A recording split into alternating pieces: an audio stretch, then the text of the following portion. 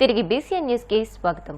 YCP హయాంలో పూర్తిగా ప్రభుత్వ పరిధిలో పారదర్శకంగా నడిచిన మద్యం పాలసీలో అవినీతికి ఆస్కారమే లేదని, కేవలం కారుమూరి కుటుంబాన్ని బీసీ నేతలను వేధించడానికి కూటమి ప్రభుత్వం మద్యం రవాణా స్కామ్ అనే ఫేక్ కేసును తెరపైకి తెచ్చిందని పార్టీ అధికార ప్రతినిధి యనమల నాగార్జున యాదవ్ మండిపడ్డారు.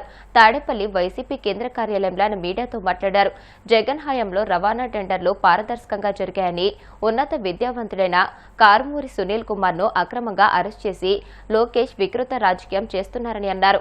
లోకేష్ రెడ్ బుక్ బెదిరింపులకు లొంగే ప్రసక్తే లేదని, భవిష్యత్తులో ఈ కక్ష సాధింపులకు 10 రిటర్న్ గిఫ్ట్ ఇవ్వడం ఖాయమని నాగార్జున యాదవ్ హెచ్చరించారు.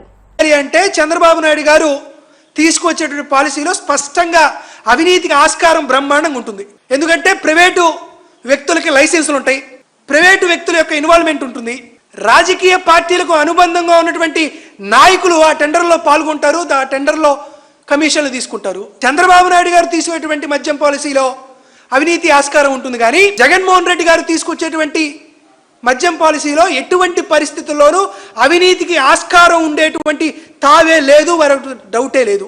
అయినా ఈ రెడ్ బుక్ ప్రొడక్షన్ నుండి ఒక కొత్త సినిమా వచ్చింది, మద్యం రవాణా స్కామ్. సరే, ఒకసారి చెప్దాం, మద్యం రవాణా స్కామ్ అంటున్నారు. ఒకవేళ నిజంగా మద్యం రవాణాలో అవకతవకలు జరిగినాయి అనేటువంటి భావిస్తే ఒక అంతర్గత విచారణ ఏమైనా జరిగిందా ఈ రాష్ట్ర ప్రభుత్వం? చేయలా. ఏదన్నా ఆడిట్ లో మద్యం రవాణాలో అవకతవకలు జరిగినాయని ఉందా? జరగలా. ఏదైనా డిపార్ట్మెంటల్ ఎంక్వైరీ చేశాడా? చేయలా. కార్డు లాంటి సంస్థలు ఏమన్నా అభ్యంతరాలు, అనుమానాలు ఈ రవాణాకు సంబంధించిన అంశంలో లేవనెత్తాయా? జరగలా. మరి అవకతవకలు ఎవరు జరిగినాయి అని ఎవరు చెప్పారు? మన ఇంట్లో దొంగతనం జరిగింది, దొంగతనం జరిగిందయా అని ఎవరు చెప్పాలి? మన ఇంట్లో బంధువులో మనమో పోలీస్ స్టేషన్కి వెళ్ళి కంప్లైంట్ ఇస్తాం. మన ఇంట్లో దొంగతనం జరిగిందని బయట దారిని పోయే గన్నయ్య గాడు ఎవడన్నా చెప్తాడా? చెప్పడు కదా. కానీ జూన్ 4, 2024 బ్రహ్మానందం అలియాస్ నారా లోకేష్ గారు ఈ రాష్ట్రానికి డూప్లికేట్ సీఎం అయిన తర్వాత 494 రోజుల తర్వాత అక్టోబర్ 10, 2025 ఒక కంప్లైంట్ వచ్చింది. ఈ కంప్లైంట్ ఎప్పుడు వచ్చింది? 494 రోజుల తర్వాత ఈ రాష్ట్ర ప్రభుత్వంలో ఉన్నటువంటి ఏ ప్రభుత్వ అధికారికి కానీ, ఏ అంతర్గత విచారణలో కానీ, ఏ డిపార్ట్మెంటల్ ఎంక్వైరీలో కానీ, ఎటువంటి ఆడిట్ రిపోర్ట్లో కానీ, లేకపోతే కాగజులు లేవనెత్తినటువంటి అంశాల్లో కానీ మద్యం రవాణాలో అవకతవకలు జరిగినాయి అని ఎవరికి తెలియదు, ఎవరు ముందుకు రారు, ఎవరు చెప్పరు, ఎందుకంటే జరగలేదు కాబట్టి. కానీ నారా లోకేష్ గారి కార్యక్రమం రెడ్ బుక్ ప్రొడక్షన్లో సినిమా రావాలి కదా, 2 నెలలకో 3 నెలలకో ఒకసారి. ఆ సినిమాలో వచ్చినటువంటి ఎపిసోడ్ ఈ కంప్లైంట్ కాపీ వచ్చింది. ఎప్పుడు వచ్చింది? అక్టోబర్ 1, 2025 కంప్లైంట్ కాపీ వచ్చింది. ఈ కంప్లైంట్ కాపీలో కంప్లైంట్ చేసినటువంటి ఫిర్యాదుదారుడు చెప్తాడు, ఆ మద్యం రవాణాలో 200 కోట్ల స్కామ్ జరిగిందని చెప్తాడు. ఎవరయ్యా ఈ కంప్లైంట్ కాపీ జరిగింది? ఈ సినిమా ఎవరు చేశారు? కంప్లైంట్ కాపీ 1/10/2025 వచ్చింది. ఇమీడియట్ గా డీజీపీ గారు విజిలెన్స్ ఎంక్వైరీకి ఆహ్వానిస్తాడు. సేమ్ గంట కూడా టైం అవ్వదు. ఈ కంప్లైంట్ దారుడు రావడమే లేటు. డీజీపీ హరీష్ కుమార్ గుప్తా గారు విజిలెన్స్ ఎంక్వైరీకి ఆదేశాలు ఇస్తాడు. ఎంత ఫాస్ట్గా జరిగింది. గాదే సాయి కృష్ణ లాంటి ఒక వ్యక్తి కస్టడీలో హత్య జరిగిందని వాళ్ళ అమ్మగారు 2 నెలల పాటు జరుగుతుంటే దాని మీద ముందుకు అడుగేది. కానీ కంప్లైంట్ దానయ్య ఏదో 200 కోట్ల స్కామ్ జరిగిందని చెప్పగానే ఇమీడియట్గా విజిలెన్స్ ఎంక్వైరీకి హరీష్ గుప్తా గారు ముందు. సరే, ఈ కంప్లైంట్ ఎవరు ఇచ్చారు? దారుడు రాష్ట్ర ప్రధాన కార్యదర్శిగా తెలుగుదేశం పార్టీ ఆఫీసులో పనిచేసేటువంటి వ్యక్తి. మద్యం రవాణాలో ఎటువంటి అవకతవకలు జరగలేదు కాబట్టి ఇక్కడ ఫిర్యాదు చేసేటువంటి అవకాశమే లేదు అని ప్రభుత్వంలో ఉన్నటువంటి ఉన్నతాధికారులు అందరూ కూడా లేని స్కామ్కి లేకపోతే లేని కుంభకోణం గురించి మనం కంప్లైంట్ ఇవ్వడం అని ఎందుకని అందరూ వదిలేస్తే, కేవలం కారుమూరి కుటుంబాన్ని, ఒక మాజీ ముఖ్యమంత్రిగా జగన్మోహన్ రెడ్డి గారిని, తద్వారా వైఎస్ఆర్ కాంగ్రెస్ పార్టీకి సంబంధించినటువంటి నేతలందరినీ ఇబ్బంది పెట్టాలన్నటువంటి ఏకైక లక్ష్యంతో నారా లోకేష్ గారి ప్రొడక్షన్లో ఆయనే కథ, ఆయనే నిర్మాత, ఆయనే దర్శకత్వం, ఆయనే స్క్రీన్ ప్లేతో జరిగినటువంటి ఫిర్యాదు. ఆ ఫిర్యాదు ఆధారంగా ఆ ఫిర్యాదుదారుడు తెలుగులో రాసిస్తే దాన్ని ఇంగ్లీష్లోకి తర్జుమా చేసి ఒక విజిలెన్స్ రిపోర్ట్ అని తీసుకొచ్చి దాని మీద ఒక కేసు కడతారు. పాపం ఈ పిల్లోడు 200 కోట్లు అని చెప్పాడు. హరీష్ కుమార్ గుప్తా గారు 200 కోట్లు రాస్తే సమస్య ఏమైద్దేమో అని పాపం 195 కోట్లు అని రాశాడు. అంటే మొత్తానికి ఏం చెప్పదలుచుకున్నామంటే, ఈ విచారణ అంతా పూర్తిగా, ఫిర్యాదు అంతా పూర్తిగా తెలుగుదేశం పార్టీ కార్యాలయంలో 2 ఏళ్ల ఎన్డీఏ కూటమి ప్రభుత్వ పాలనలో ఆత్మకూరును అభివృద్ధి సంక్షేమంలో అగ్రస్థానంలో నిలిపామని మంత్రి ఆనం రామనారాయణ రెడ్డి స్పష్టం చేశారు. నెల్లూరు జిల్లా ఆత్మకూరు పట్టణంలోని శ్రీధర్ గార్డెన్స్ లో ఎన్డీఏ కూటమి ప్రభుత్వం ఏర్పడి 2 ఏళ్లు పూర్తయిన సందర్భంగా నమ్మకం, అభివృద్ధి, సంక్షేమం విజయోత్సవ సంబరాలను మంత్రి ఆనం రామనారాయణ రెడ్డి ప్రారంభించారు. ఈ సందర్భంగా ఆయన మాట్లాడుతూ ప్రభుత్వ 2 ఏళ్ల పాలనలో సాధించిన అభివృద్ధి, సంక్షేమ ఫలితాలను ప్రజలకు వివరించారు. జరిగిన అభివృద్ధిని సమీక్షించుకోవడం జరిగింది. జరిగిందేంటి, జరగబోయేది ఏంటి అనేటువంటి విషయం ప్రజల ముందు ఆ రోజు సమావేశంలో తీసుకురావడం, ప్రవేశపెట్టడం జరిగింది. జరిగిన తర్వాత ప్రతి జిల్లాలో కూడా ఈ సమీక్ష జరగాలి, ప్రతి నియోజకవర్గంలో కూడా సమీక్ష జరగాలి. సమీక్షల ఫలితం ప్రజలకి దగ్గర కావాలి. సుపరిపాలన అందించే దానిలో మెరుగైనటువంటి పరిపాలనని మనం ఆలోచన చేయాలని చెప్పి రాష్ట్ర ప్రభుత్వం కూటమి నాయకత్వంలో ముఖ్యమంత్రి గారు ఇచ్చిన ఆదేశాలతో ఈనాడు జరిగింది.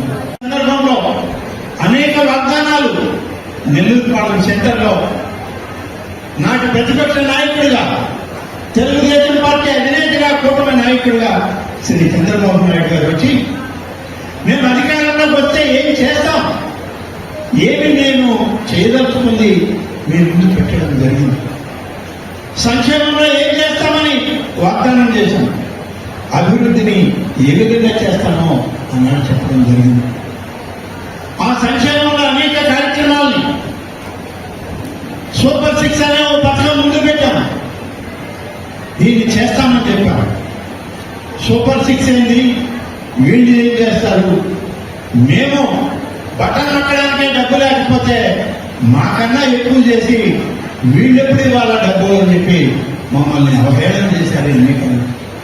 కానీ ప్రజలు వాళ్ళ మాటలు నమ్మరు, మమ్మల్ని నమ్మారు.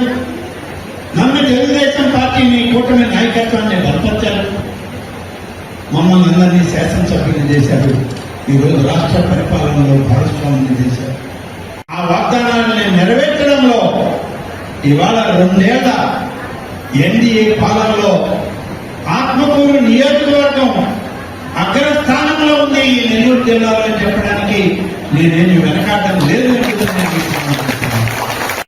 రైతుల సంక్షేమం కోసం 34,223 మంది రైతులకు నిధులు మొన్నటి వరకు ఇచ్చింది 65,74 లక్షల రూపాయలని రైతులకి పిఎం కిసాన్, అలాగే అన్నదాత సుఖీభావ ప్రోగ్రామ్ లో 4 విడతలుగా వారికి పంపిణీ చేయడం జరిగింది. ఈ నియోజకవర్గం తల్లికి వందనం అనేటువంటి పథకం 27,000. రాష్ట్రంలో వ్యవసాయ రంగాన్ని బలోపేతం చేస్తూ రైతు సంక్షేమమే ధ్యేయంగా ప్రభుత్వం పనిచేస్తుందని విశాఖ జిల్లా కలెక్టర్ అభిషేక్ కిషోర్ పేర్కొన్నారు. ఆనందపురం మండలం బోడి గ్రామంలో జరిగిన అన్నదాత సుఖీభవ పీఎం కిసాన్ మొదటి విడత నిధుల విడుదల కార్యక్రమంలో ఆయన ముఖ్య అతిథిగా పాల్గొని 18,573 మంది రైతులకు 12.06 కోట్ల రూపాయల మెగా చెక్ను అందజేశారు.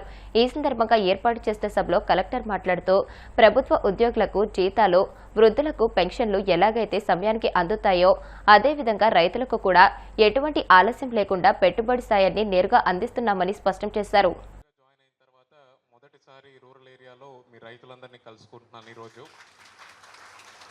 సంతోషంగా ఉంది. చాలా రోజుల నుంచి అనుకుంటున్నాను. ఫైనల్గా ఒక మంచి రోజున శుభదినాన మీ అందరినీ కలుసుకోవడం చాలా సంతోషంగా ఉంది. ఇప్పుడే మన చైర్మన్ గారు మనకు ఆనందపురంలో, పద్మనాభంలో ఎటువంటి పంటలు పండుతాయి, మనకేం అవసరాలు ఉన్నాయి, మన ఆనందపురం ఫ్లవర్ మార్కెట్ పరిస్థితి ఏంటి, మనకున్న అసెట్స్ ఏంటి, ఎలా ఉంది అనేది మొత్తం ఎక్స్ప్లెయిన్ చేస్తూ వచ్చారు. ఇంకో కార్యక్రమంలో మీ అందరితో కూర్చొని కూలంకుషంగా మనం ఏం చేయాలి 3 మండలాల రైతుల కోసం అని చెప్పి తప్పకుండా అందరం కూర్చొని మాట్లాడి చర్చించి మనకున్న పరిధిలో మన రైతులు ఎటువంటి నష్టపోకుండా అన్ని రకాలుగా రైతులకు సహకరించే విధంగా మన చర్యలు తీసుకుందాం. అయితే ఈరోజు మీ అందరికీ తెలుసు, మనం పిఎం కిసాన్ కింద ప్రతి రైతుకి 6,000 రూపాయలు, అన్నదాత సుఖీభవ కింద 14,000 రూపాయలు, వెరసి 20,000 రూపాయలు ప్రతి రైతుకి ప్రతి సంవత్సరం ప్రభుత్వం అందిస్తుంది. దాంట్లో ఈ సంవత్సరానికి కాను మొదటి విడత ఈ రోజున 7,000 రూపాయలు మీ అందరికీ రిలీజ్ చేయడం జరుగుతుంది. మన జిల్లాలో సుమారు 18,000 మంది రైతులకి 12,60,00,000 ఈరోజు ప్రభుత్వం రిలీజ్ చేస్తుంది. ఇది రైతులకి ఎంతగానో ఉపయోగపడుతుంది. అన్ని రైతు కుటుంబాలకి కొంత మేరకు సహకారం అందిస్తుంది. ఇది ప్రభుత్వం చేస్తున్న ఒక మంచి కార్యక్రమం. మీ అందరూ గత పిఎం కిసాన్ అయితే ఇది 23వ విడత. ప్రతి సంవత్సరం ప్రతి విడత టైం డిలే కాకుండా మనం ప్రభుత్వం నుంచి పెన్షన్ ఎలా ఇస్తామో, ఇతర బెనిఫిట్స్ ఎలా ఇస్తున్నామో, రైతులకి ఈ అన్నదాత సుఖీభవ కూడా అలాగే ఇస్తూ వస్తున్నాము. ఇది మీరందరూ గుర్తించాలి. ఎండ్ ఆఫ్ ద డే మనం ఎంత డెవలప్మెంట్ చేసుకున్నా, ఎన్ని ఐటీ కంపెనీలు చేసుకున్నా, రైతు అన్నవాడు సహకరించకపోతే, రైతు చేసే కాంట్రిబ్యూషన్ ఎకానమీకి లేకపోతే మన భారతదేశంలో మనం ముందడుగు వేయడం చాలా కష్టం. ఆ విషయం మన ప్రభుత్వం గుర్తించి మీ అందరి కోసం అన్నదాత సుఖీభవనే కాకుండా ఇంకా చాలా కార్యక్రమాలు చేస్తున్నారు. పోయిన సంవత్సరం యూరియా, డిఏపి వీటి అవైలబిలిటీ రాష్ట్రం అంతా, మన వైజాగ్ జిల్లాలో ఎక్కువగా మనం ఇబ్బంది పడలేదు, కానీ రాష్ట్రం అంతా కొంత కొరత రాగానే మన ప్రభుత్వం ఎలాంటి చర్యలు తీసుకుందో మీ అందరికీ తెలుసు. ఈసారి ప్రతి రైతుకి యూరియా, డిఏపి సపరేట్గా వాళ్ళ ఈ క్రాప్ డేటా బేస్ చేసుకొని చెప్పి ఫిక్స్ చేసి రిజర్వ్ చేసి పెట్టినట్టుగా పెట్టింది. మీకు అందరికీ మనకి ఏవైతే 18 షాపులు ఉన్నాయో, రైతు సేవా కేంద్రాలు ఉన్నాయో, అవన్నీ గ్రామం వారీగా మ్యాప్ చేసి మీరు ప్రతి పంటకి ఎంత యూరియా కావాలి, ఎంత డిఏపి కావాలి, అది డోస్ వారీగా ఎంత కావాలి అనే మొత్తం ఆన్లైన్ చేసి ఒక కొత్త పోర్టల్ క్రియేట్ చేసి ఏపీఏఐఎంఎస్ అని చెప్పి వాటి మీద ట్రైనింగ్ ఇచ్చి మన రైతు సేవా కేంద్రాల్లో అన్ని సిద్ధంగా పెట్టడం జరిగింది. రైతుకు ఒక ఇబ్బంది అంటూ వస్తే ప్రభుత్వం అన్ని రకాల చర్యలు తీసుకొని ఉంటుందనడానికి ఇదొక నిదర్శనం. ఈ ఖరీఫ్లో కానీ వచ్చే సీజన్లో కానీ మన యూరియా, డిఏపికి సంబంధించి ఎటువంటి ఇబ్బంది పడాల్సిన అవసరం లేదు. అన్ని రిజర్వ్స్ ఉన్నాయి. అండ్ ప్రతి రైతుకి, పంట వేసుకున్న ప్రతి రైతుకి, ఈవెన్ కౌలు రైతులకు కూడా అవి అందే విధంగా, ఒకవేళ ఈ క్రాప్ అవ్వకపోయినా అదే షాప్. వార్తలు ముగించే ముందు ముఖ్యాంశాలు మరొకసారి. తాడేపల్లిగూడెం రైల్వే స్టేషన్లో జరుగుతున్న అమృత్ భారత్ పనులను పరిశీలించిన కేంద్ర మంత్రి శ్రీనివాస్ వర్మ. త్వరలో వందే భారత్ ఎక్స్ప్రెస్ కు హాల్ట్ కల్పిస్తామని ప్రకటన. రాష్ట్రంలో కూటమి ప్రభుత్వం అధికారంలోకి వచ్చిన తర్వాత ప్రజలకు సుపరిపాలన అందిస్తోంది. మంత్రి బండిపల్లి రాంప్రసాద్ రెడ్డి స్పష్టీకరణ.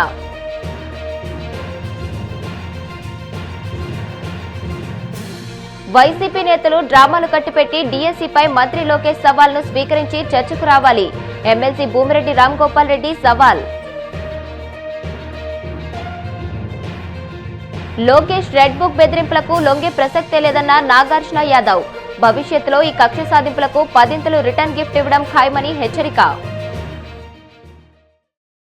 ఈ వార్తలు ఇంతటితో సమాప్తం. మరిన్ని వార్తల కోసం BCN digital YouTube channel, Facebook page ని ఫాలో అవ్వండి. అప్డేటెడ్ వార్తల కోసం ప్లీజ్ సబ్స్క్రైబ్.